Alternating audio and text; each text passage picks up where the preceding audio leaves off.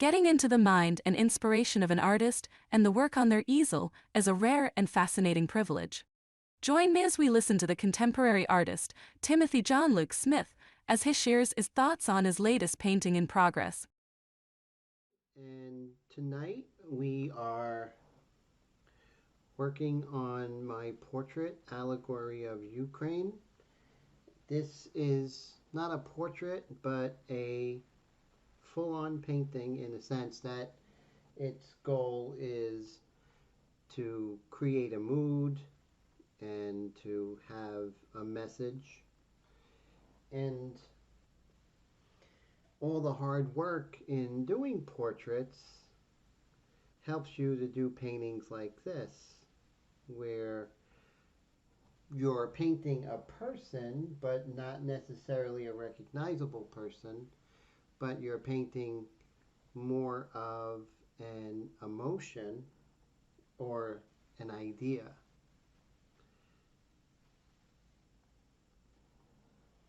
And right now I'm working in oils. A lot of you know me as an airbrush artist or an artist who paints an airbrush, but I don't know if many of you out there know that I am classically trained since a youngster at the National Academy School of Fine Arts, Art Students League, Long Island University, High School of Art and Design, Glassboro State College, which is now Rowan University. So when it comes to art education, I went all the way. One of the things I'm doing right now is I'm creating more of an opaque sky, and that's important. But you might say, well, Tim, why aren't you using a larger brush? Well, the thing is, I like the control and the intimacy of working small and working on small areas at a time.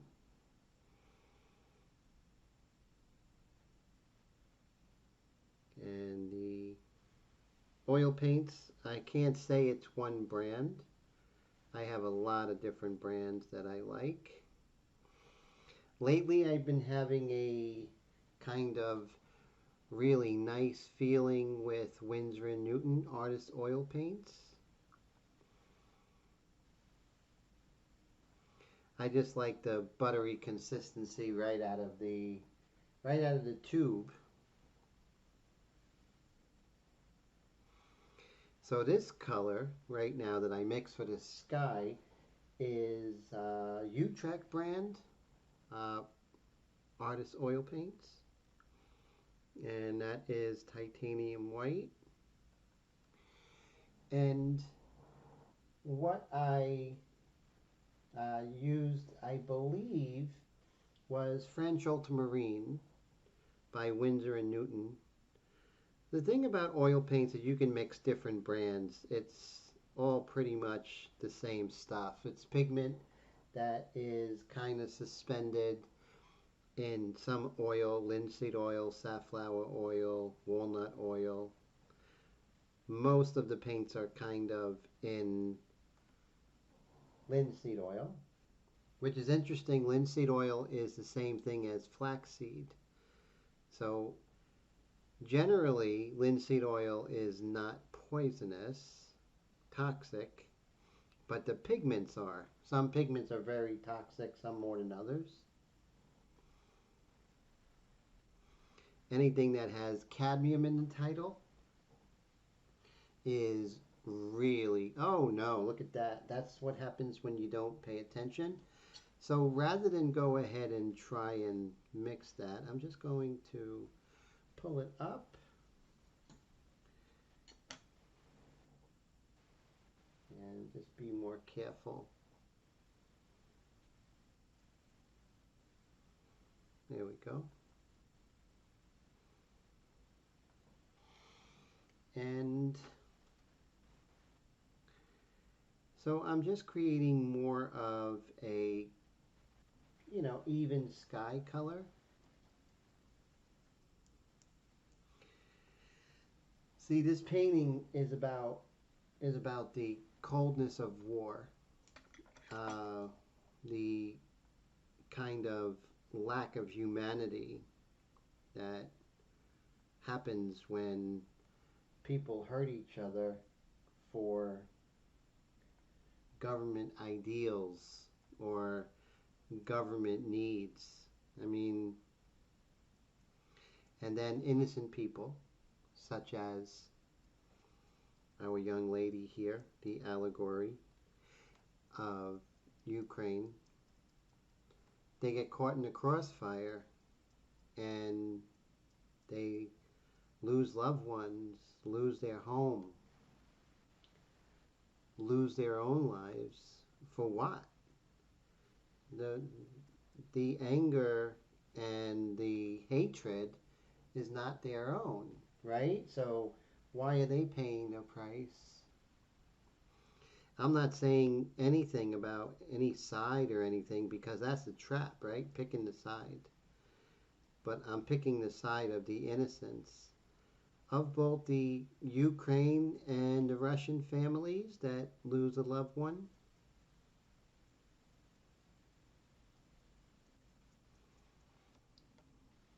And that's really, really quite sad.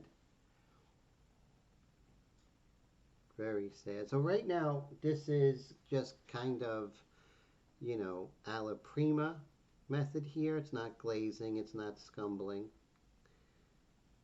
with the sky. So I'm going to echo the sky into the sheet she's wearing.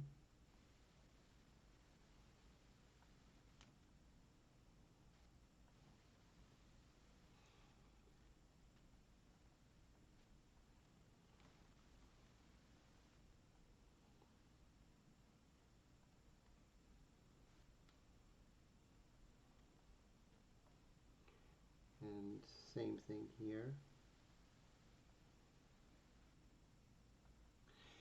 Just making it more finished as I go. I'm not trying to finish it right away, but I'm trying to get more finished as I progress. It's funny how airbrush and let me turn off this light here. It's funny how airbrush and oil paints are the same. I think all painting's the same because you're basically working with pigment that is suspended in something. So what you work in airbrush is pigment suspended in acrylic, hence acrylic paint, but it's the same pigment, the same exact pigment. I'm going to scumble this. So this area, is this dry? Yes. So what I'm going to do is just kind of scumble. And scumble is when you take a lighter color and you scumble it over a darker color. And then I could come back and I could glaze over the lighter color with a darker transparent. So scumbling usually is done with an opaque, at least with my technique.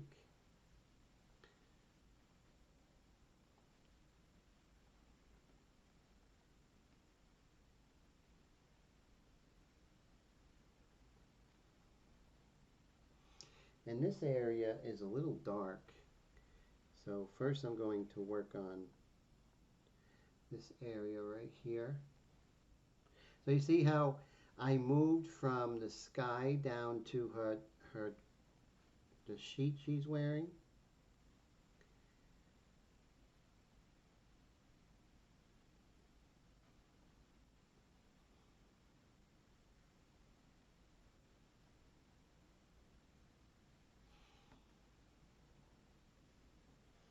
But here in the sheet, we have this light that comes down the fold.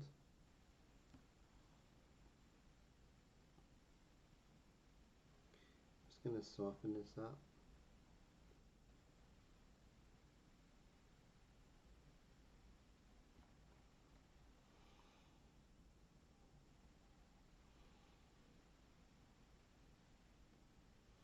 The medium that I use is a really great medium. Let me show you. That's why I say in oils you go from all different brands and don't stick with one brand. At least I don't feel a need to. Whatever is best. This is the Gamblin solvent-free gel. It's non-toxic, which is amazing. So anything that I have a cat. I would hate my cat to be eating liquid or something like that and dying. So anything that's non-toxic, but it really does level out the paint really well. Just kind of spread it out. When I'm working in transparency, it really helps with the transparency.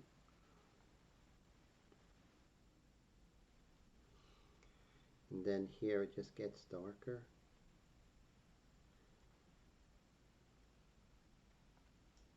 Then over here.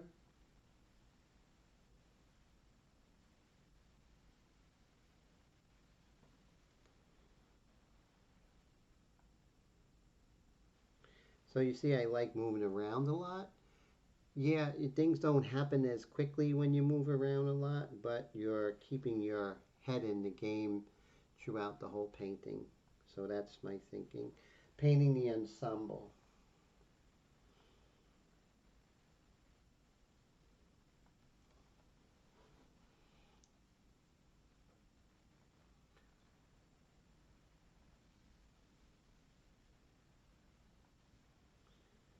And as you can see, this is 8.5 by 11 cropped, so I like working small.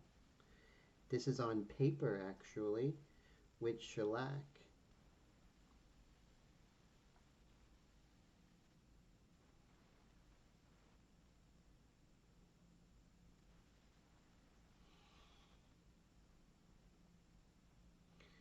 I'm just working on some of the lights and the little relative darks here.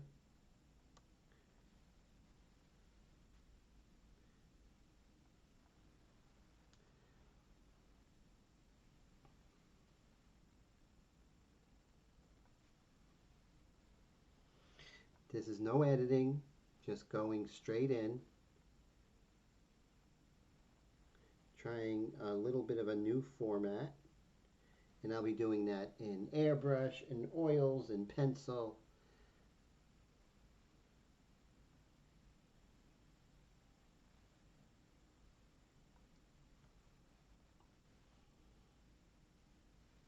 I'm going to scumble this because this is much lighter. Let's see how that goes.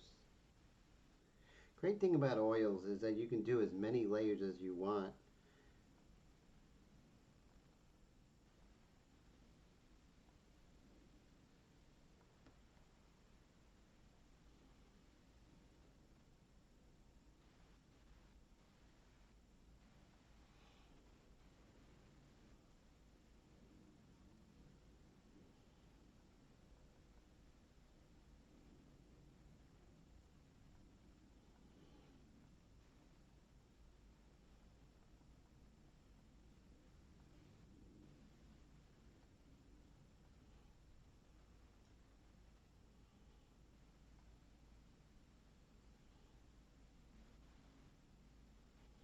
As you can see, I'm scumbling right in here and not getting too hung up on trying to paint reality or make it look like the exact image that I'm working from. My main goal is an emotion, an idea, editorial in a sense.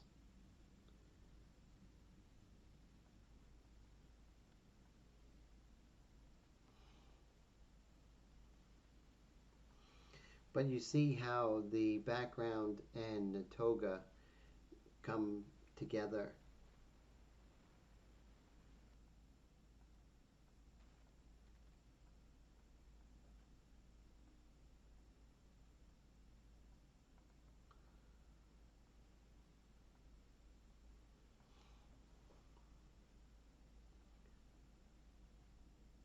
And there are times when you have to like reel it in and not move around as much as your instincts may tell you and kind of stick with it a little bit. And that's where I am now.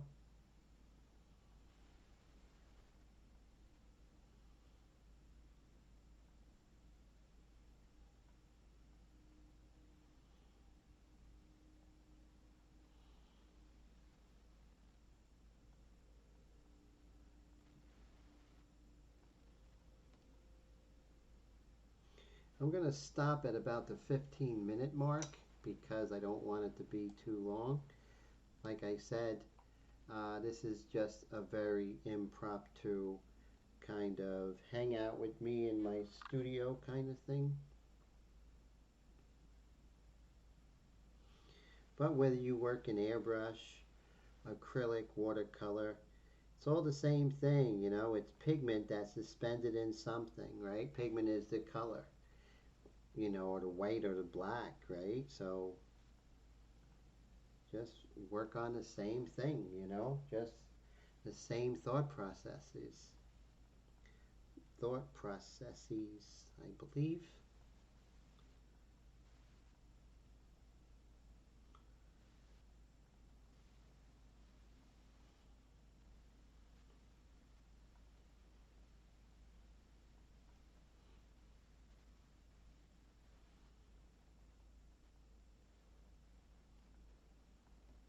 And I'm going to be coming in and getting a little more tight with detail later. But first I want to smooth out some of the roughness that's in her sheet here.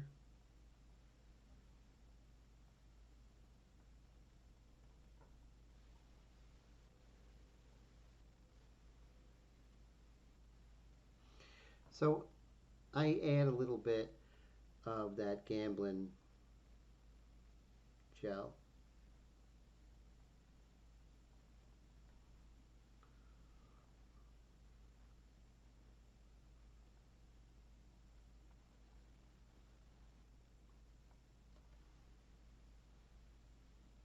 See right here, that's a little rough and a little too dark.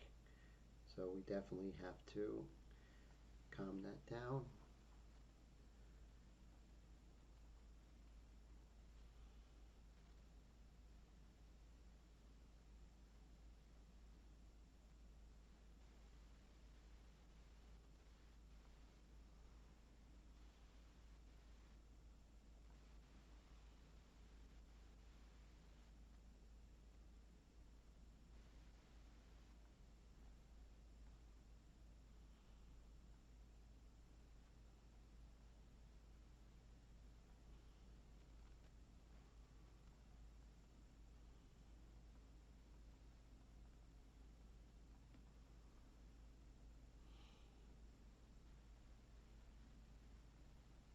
And here, this is very powerful, the way that the light is being hit on this part.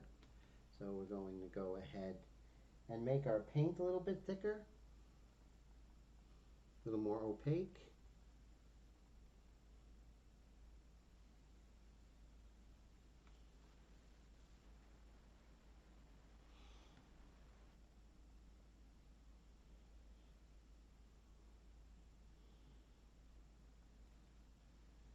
What's wonderful is that this paper is 99-pound paper by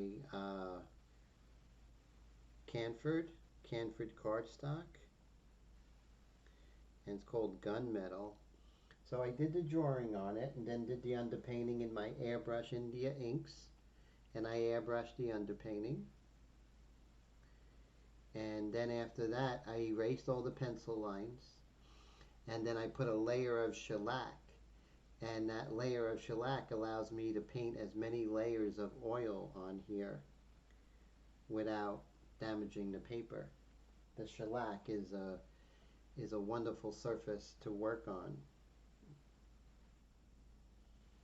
It's really amazing. If you haven't tried it, I highly recommend it.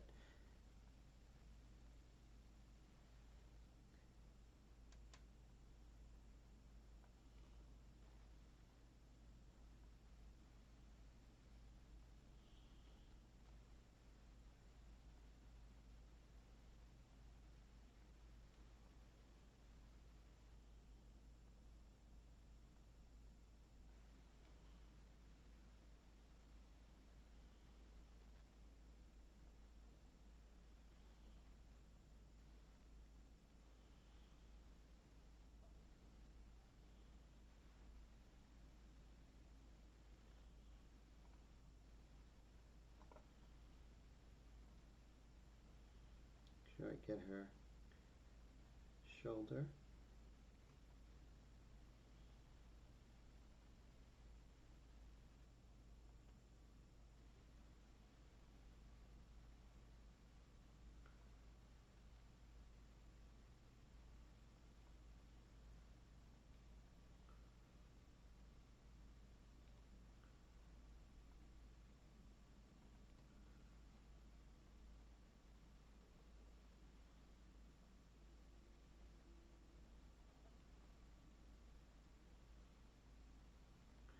Sometimes I'll just take a rag, a clean rag or a clean paper towel,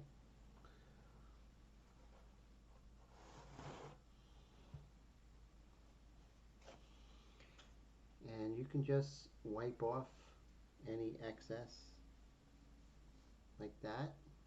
It's no problem.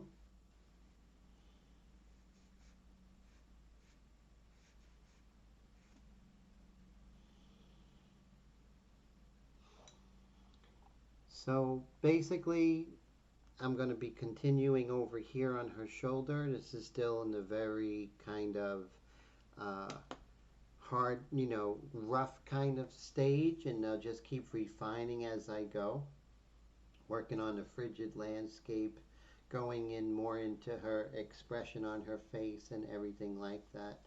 But as I say, when you're working in oils, realize that you can do as many layers, but remember that you first want to uh, put down the opaque, and then from the opaque color, the lighter opaque color, then you could glaze a darker transparent color, and then you can go back when that's dry. Well, first you do the opaque and you let that dry. Then you go over with a darker transparent color and you go ahead and glaze very thin layers of color. Let that dry. Next day, come back and scumble with a lighter color. And keep doing that. Let that dry, and that's a really great technique. And there's a lot of advantages to working in airbrush, such as many layers as you want. You could always go over it. You could go as thick as you want, as thin as you want. Those are the advantages. Disadvantages are that it's a little more difficult, actually a lot more difficult to get beautiful gradations and stuff like that. But they both have their look. But as an artist, you kind of want your airbrush and your oil paintings to kind of be recognizable from the same artist. You want the you want the materials to do what you want. You don't want to bend to the materials, right? So I hope this helps, and I will see you Wednesday night at 9:30 are my airbrush live streams, 9:30 Eastern time. And I hope you have a great night and take care.